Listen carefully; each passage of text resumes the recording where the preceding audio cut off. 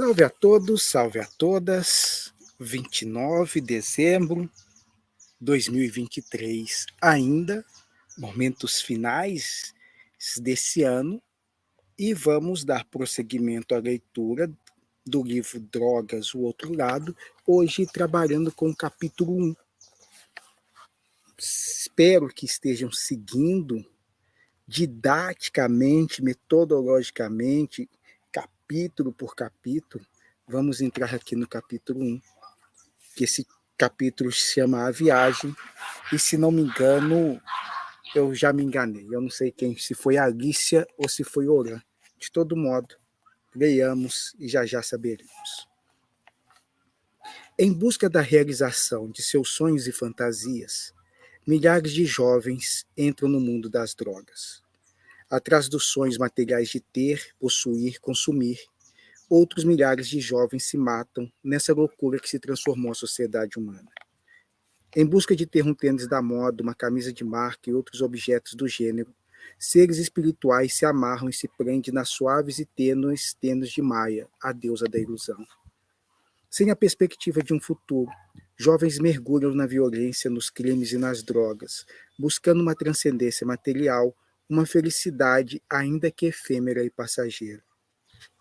Sem entender e ter quem ensine que a vida material é passagem, sem ter a noção de que o espírito responde pelos atos cometidos na carne, centenas de irmãos padecem e sofrem por ignorância. É chegada a hora de toda a comunidade civil organizada lidar com o fato de que o sistema educacional em voga falhou, que os tormentos do inferno associado a outras concepções punitivas, seja física ou moral, já não atemoriza mais esses novos seres.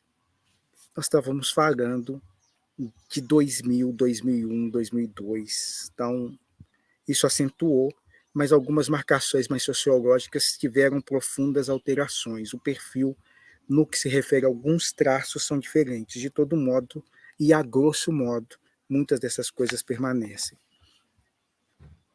Sem temer a vida e tampouco a morte, desafiam a existência a cada segundo.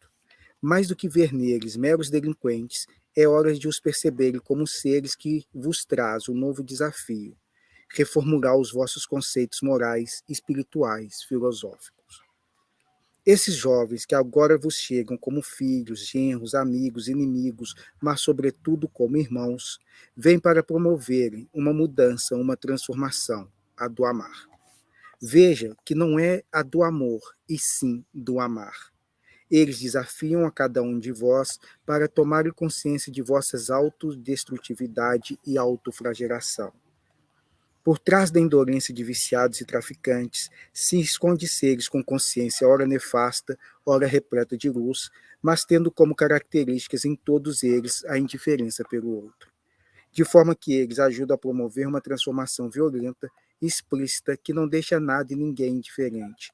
Pelo contrário, inflamam todos a tomarem a postura de anjo vingador ou de misericordioso complacente. Deus, na sua sapiência e bondade infinita, vos concede uma praga que remeta fielmente e claramente a todas as chagas morais e espirituais que sois portadores: remorso, culpa, irresponsabilidade, indiferença, negligência, para que a tratem como doença material. As drogas são essa praga. O seu uso e consumo apresentam o outro lado de uma mesma moeda, o descaso e a indiferença para com o outro.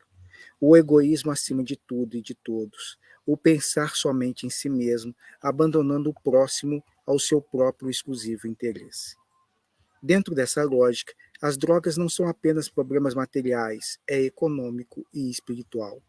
Econômico no modo como se lida com o que tem, com o que conseguimos e adquirimos muitas vezes de graça. Econômico porque dar e receber, trocar e guardar, dar e doar são aspectos econômicos que não podem ser negligenciados e vistos de forma míope. E espiritual, porque tudo que alicerce e cerceia o mundo é a dimensão do espírito, as leis universais do cosmos que rege e regula o mundo material que nos envolve.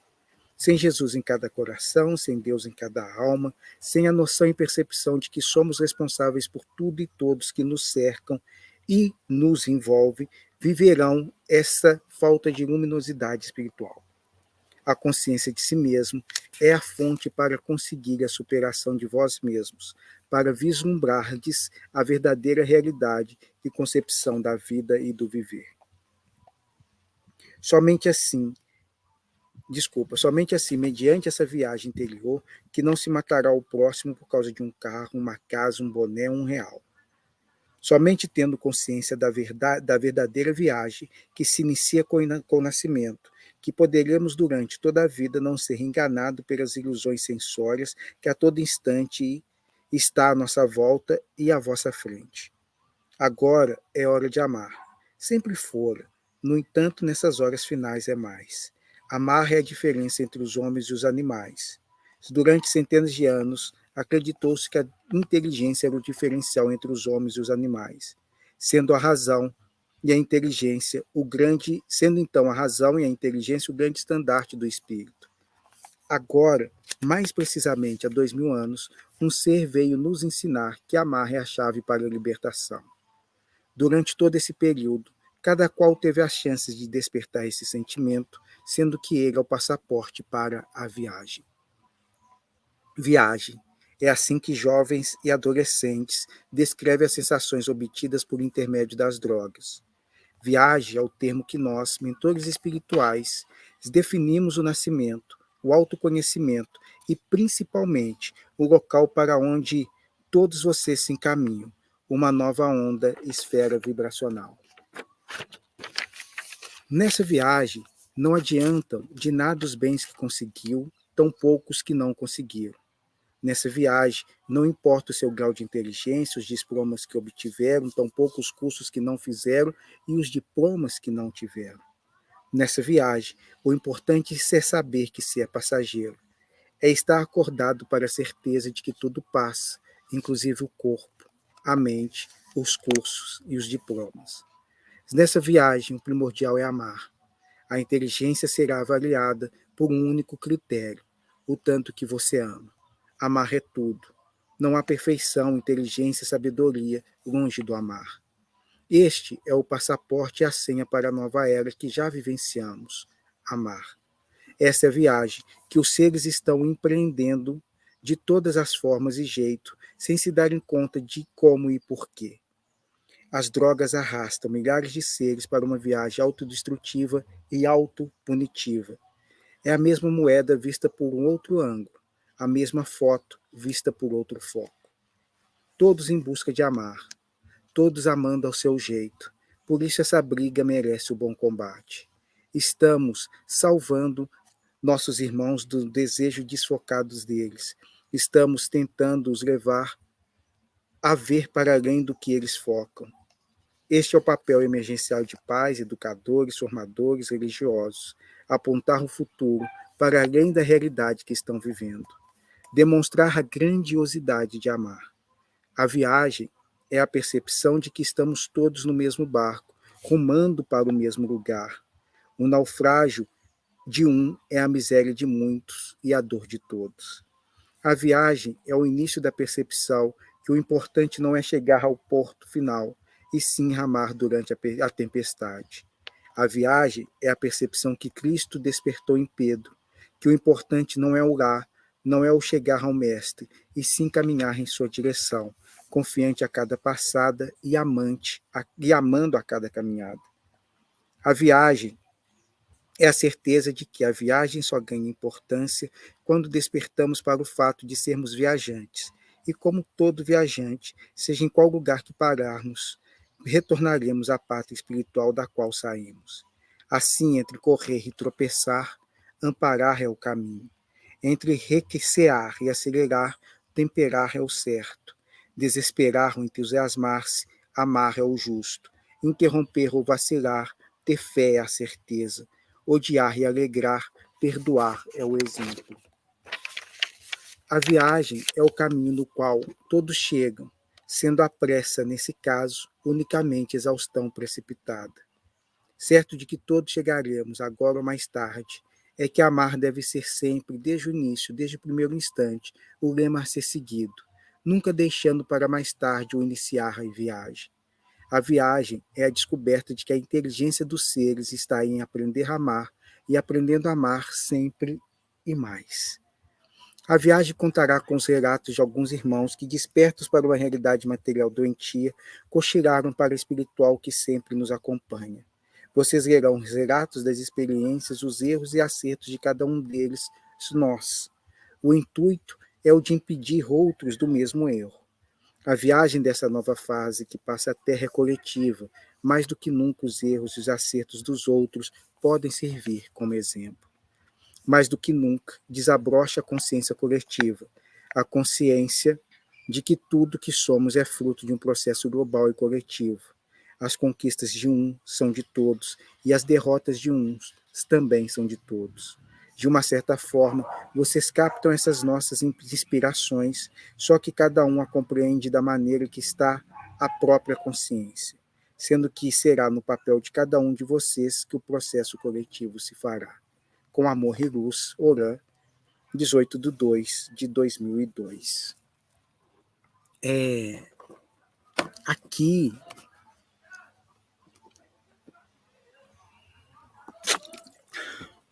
essa relação mesmo, essa metáfora, né, da viagem com a viagem e as trajetórias. E agora começam alguns relatos que vou ler para findar esse capítulo 1. Esses relatos não vieram nessa organização, dessa forma. Essa forma eu acabo dando, e até hoje não sei se é a mais indicada, se foi a melhor. De todo modo, praticamente é como iremos aqui seguir e trabalhar com elas. A lógica, de novo, retomando, né? Era como se fosse um simpósio do pessoal trabalhando com drogas. Eu participava em desdobramento. Recebi alguns depoimentos, então tem algumas partes aqui que eu vou registrar no eu de quem estava fazendo um relato, e outras partes chegam no processo de psicografia. A do Orã, a de alguns outros aqui, vêm comigo psicografando como se fossem fragmentos desse simpósio. Legal, passa ali, conversa sobre isso, traz esses temas. Leio, então, um desses primeiros relatos. Confuso mesmo, né? Parará, parará. Tem os 24 horas. Os 24 horas foi uma tentativa, uma provocação de acompanhar as 24 horas de um ser, de uma entidade. Óbvio que eu não posso e não tenho como ficar 24 horas ao lado de. Então, desdobrava e acompanhava um pedaço dessas 24 horas. Quando eu estou acordado em vigília, como estou aqui agora, está acontecendo os trabalhos, o que eles estão fazendo, mas a minha atenção não está completamente direcionada e focada lá, junto a eles. Então, na hora de fazer o relato, eu começava trazendo alguns pequenos lembranças, fragmentos, e em seguida eles vinham e esboçavam como é que as 24 horas deles. Eu tinha acompanhado um trecho e eles dissecam grande parte dos outros. Aqui é quase o mesmo procedimento. E aí o bonito é como a literatura, o cinema, consegue se valer dessa simultaneidade para criar algo que, na literatura, que tenta relatar tudo isso de uma forma muito oficial, como se tivesse mesmo uma comprovação científica, perde alguns desses recursos estilísticos que facilitaria muito, né, da gente falar dessa simultaneidade de tempos que o pessoal na literatura faz com grande desenvoltura a partir de esse eu onisciente ou a partir de outros fragmentos de eu que vão contando essa mesma história, mas com uma marcação mais fixa. Enfim, eu estou indo pelo caminho mais difícil, por essa tendência de tentar aqui passar um registro oficial, mas a literatura tem brincado, se divertido de uma maneira muito gostosa e maravilhosa com tudo isso, a literatura e o cinema. Pedimos permissão a Deus Pai Todo-Poderoso para nos darmos ciência do que ocorre aqui no mais além. Vamos falar sobre como somos recebidos aqui depois do nosso desencarne, dos processos dolorosos que sofremos e fizemos sofrer nossos irmãos que vêm pedir conta e débito das nossas ações. Aqui, para a gente como nós, nada é fácil. Tudo é escuro, doloroso, martírio e sacrifício. Aqui a vida de bandidagem ainda rola, mas a agravante é que não somos mais vistos como os maiorais. De repente, tudo acaba. Todas as ilusões de posse, poder e grana se findam, e só Cristo pode nos libertar dos algozes e da nossa própria consciência. Aqui o pessoal grafava, não é Cristo, é Jesus, velho.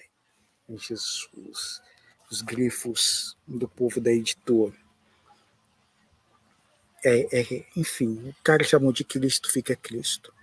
Quando encarnado, vivi em Belfor Roxo, cidade litorânea do Rio de Janeiro. Lá no meio da favela, envolvido com um monte de traquinagem, acabei traficante, vendendo veneno para os meus irmãos, mano, como a gente chama.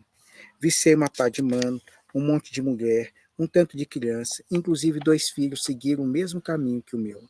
Nasci na favela lá pelos anos de 1972. Nasci no mês de agosto, quando as águas não pedem licença e mandam os barracões morro abaixo. Meus pais eram trabalhadores, minha mãe empregada doméstica de Dona Chique, que vivia nas bandas do asfalto. Não vou dar o nome.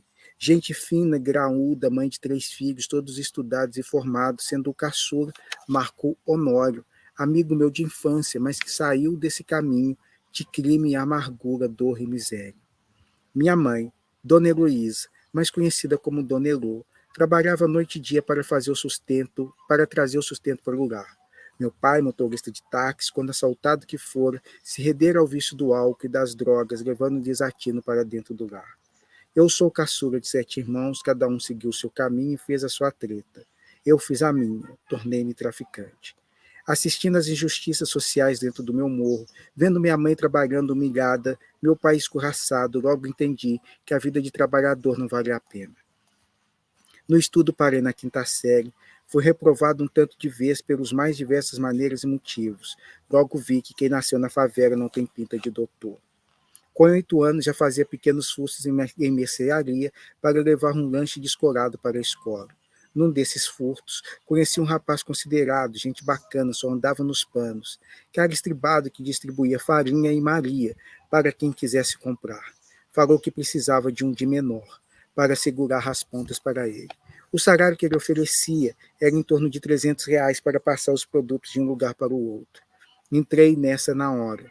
Nem liguei para as ideias de minha mãe, que afirmava que se tivesse filho bandido, ela mataria antes que a polícia. Entrei na de aviãozinho com 12 anos e fiquei nessa vida até a morte, até morrer de morte matada com 23 anos e 2 meses na quebrada da minha casa, mas esse é assunto para depois. Entrei a princípio pelo dinheiro. Descolava em uma semana o que minha mãe não faturava no mês. E na maior manha, era só levar do morro para o asfalto, para o cara certo que já estava lá para receber a treta na maior. Pegava o dinheiro e eu saía vazado. Quando éramos parados pela polícia, tomava uns tapas, às vezes perdia-se o bagulho, mas corria atrás para não ficar ninguém na mão.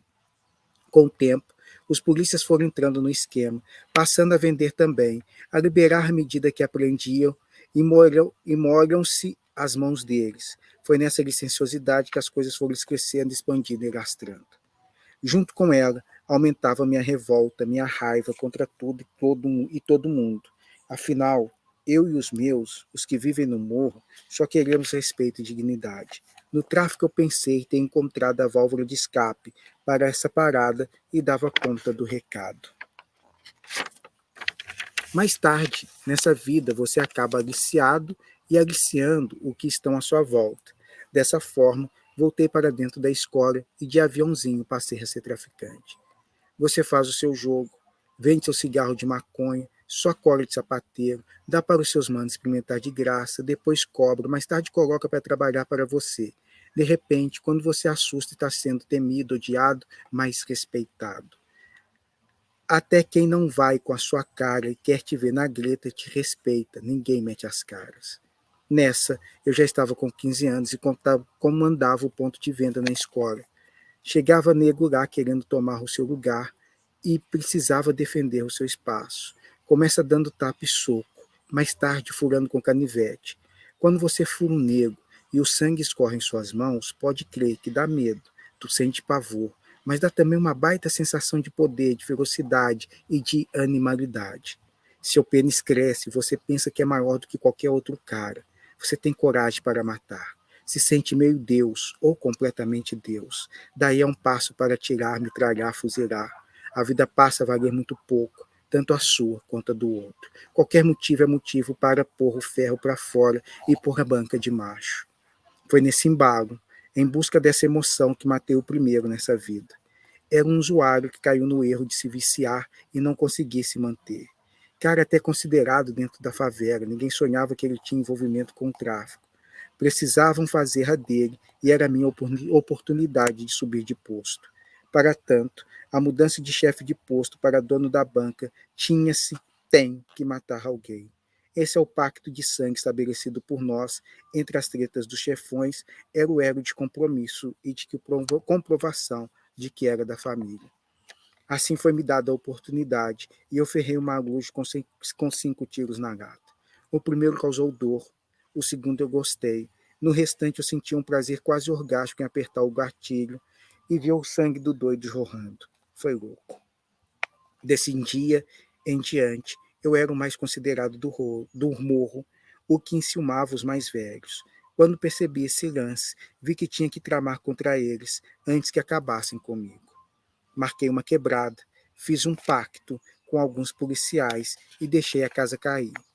Morreram todos, só ficou eu dos fodas, e aí colocar banca foi coisa fácil, tranquila.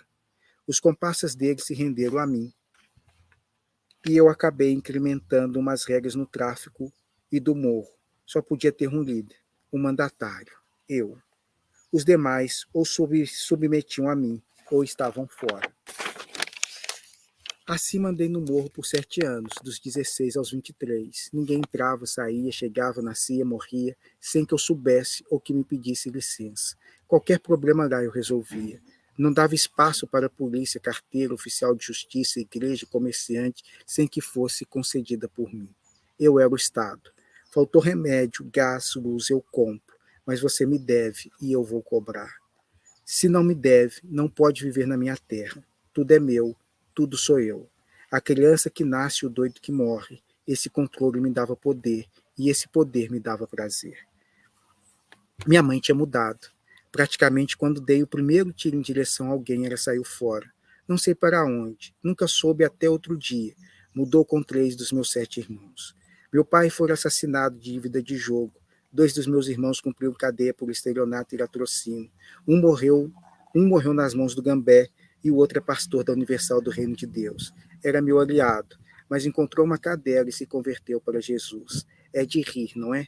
Matar, cheirar, trepar de todos os jeitos, em todos os locais e se render a Jesus. É loucura ou não? Meu destino fora outro. Não aceitava intervenção em minha vida, muito menos a de Deus. Se ele existisse, não teria me feito negro, favelado, pobre, fudido e esculachado. Para mim era óbvio que Deus era uma invenção de um cara branco civilizado. Isso era óbvio para mim. Então não aceitava que ele se interpusesse nos meus negócios, de jeito nenhum. Minha casa caiu quando fui parar em Bangu 1. Jogaram-me dentro de uma cela escura e fudida, com mais 12, 15 caras, todos mais doidos ou tão revoltados do que eu. Desse encontro não poderia dar grande coisa como não deu. Na cela matamos 2, mesmo porque eram de outra facção. Nós somos do CP, Comando Popular, mais tarde Comando Vermelho, porém no início só dava nós. Tínhamos a proposta de revolução armada, partindo da periferia e tomando o asfalto à bala, se fosse preciso. A proposta era ganhar dinheiro, arrumar a vida, mas moralizar e fazer com que respeitasse o morro, sem essa de entrar chutando barraco, batendo na cara de pai de família e azarando a mulher dos outros. Sem essa. Na cadeia, houve muita articulação para a criação de um comando único, responsável por mandar e distribuir para todos os pontos, de maneira que soberania só haveria na estrutura do comando, porém autonomia para todos.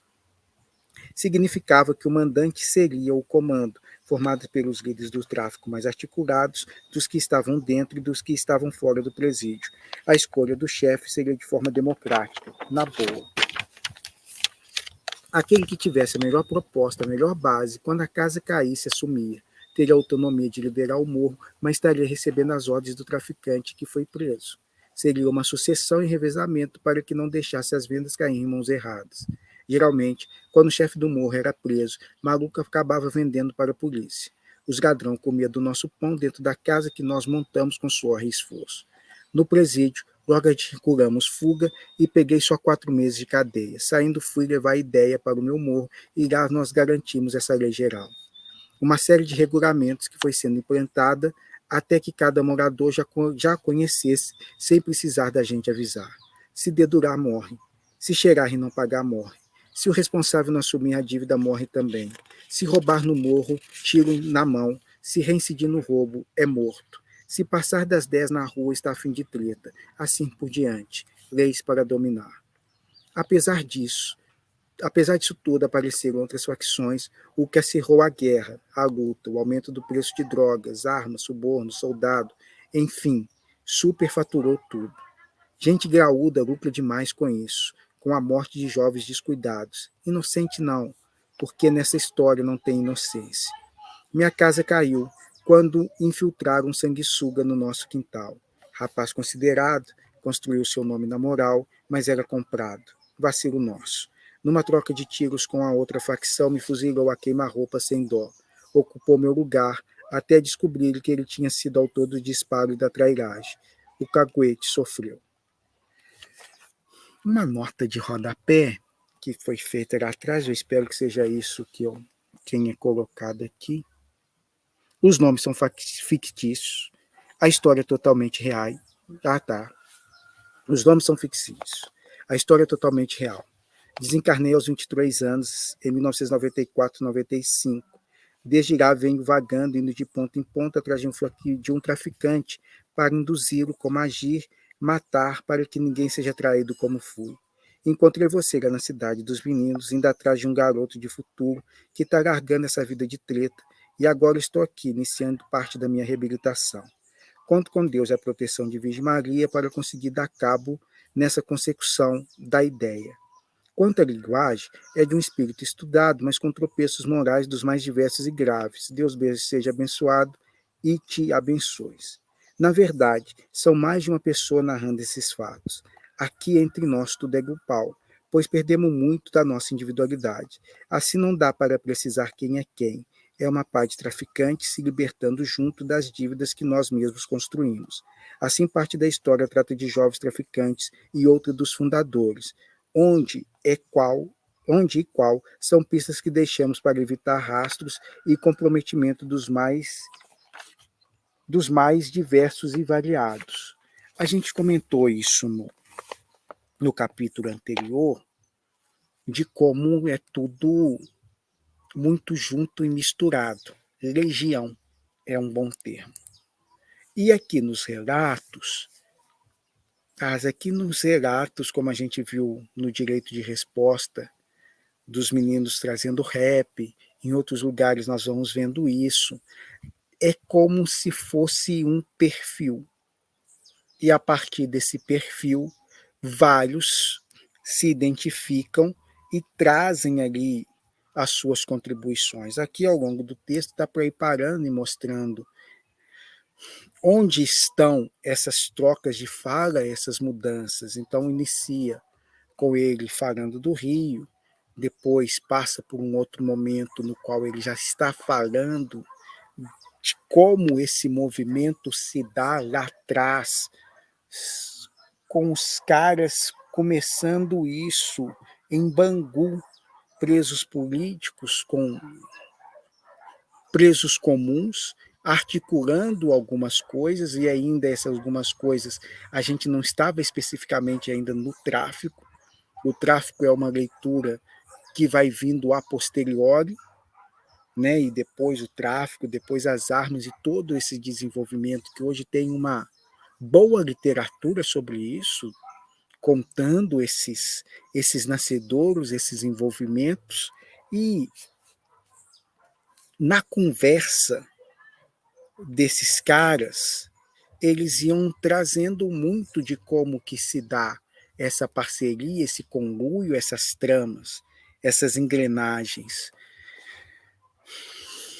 É a malandragem mesmo, assim, né? Uma malandragem que não é única e exclusivamente restrita ao traficante. E hoje é mais tranquilo a gente ver apontar toda essa engrenagem, a gente conseguir observar essas ramificações, como que ela pega quartéis policiais, civis, militares, do Exército, da Aeronáutica, da Marinha, médicos, empresários, jornalistas. É, é algo assustador, muito assustador. E aqui, o bloco, cada parte dá para destrinchar, abrir e trabalhar com maiores especificidades, e dá para trazer bruto. Aqui está bruto, né? Aqui está, toma aí. Eu não fiz esse processo de lapidação, mesmo porque o processo de lapidação envolve entrar diretamente alguns pontos que eu não sei da necessidade para o que a gente está aqui trazendo, né? Ou o que a gente trazer atrás. Estou esmiuçando aqui um tantinzinho assim, porque hoje temos muita literatura de pesquisa, de documentário sobre isso. Muita, muita, muita, muita. Lá atrás a gente tinha alguns pioneiros, Caco Barcelo falava de algumas coisas, Marcinho VP trazia algumas coisas, alguns movimentos lá atrás também.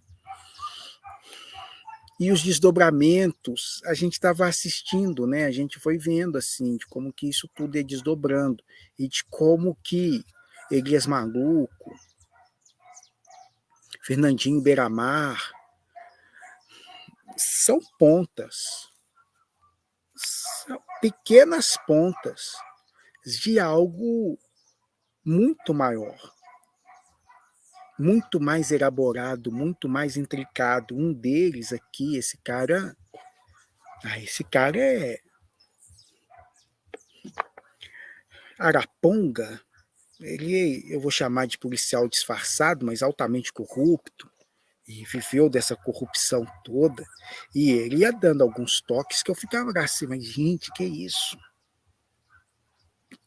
Como assim? Ele vai fazer o relato dele mais adiante aqui também, assim, bruto, mas tocando alguns pontos que a gente põe a mão no coração e fala assim, mas o que não é combinado, o que não é planejado, o que não está dentro dessa trama, dentro dessa rede. E é muito pouca coisa, muito pouca, quase nada. O relato dele prossegue na organização que eu fiz. Deixa eu ver se eu leio aqui ou se eu encerro, eu não sei. Na bateria, eu tenho tempo. Como é que tá? Vou lá, vou, não vou, vou, não vou. Não vou encerrar. E deixo para ler essa outra parte num segundo momento, sucedendo, né? Vou desdobrar esse capítulo em 2, que é mais ou menos assim mesmo, né? Esses caras davam relato agora, passado um bom tempo eles retornavam, e esse retornou quando ele vai aí desse centro de reabilitação, é quase isso mesmo. Aí ele retoma, trazendo um pouco desses relatos, e é o que eu vou ler, essa segunda parte desse capítulo, A Viagem. Um beijo grande em vocês aí.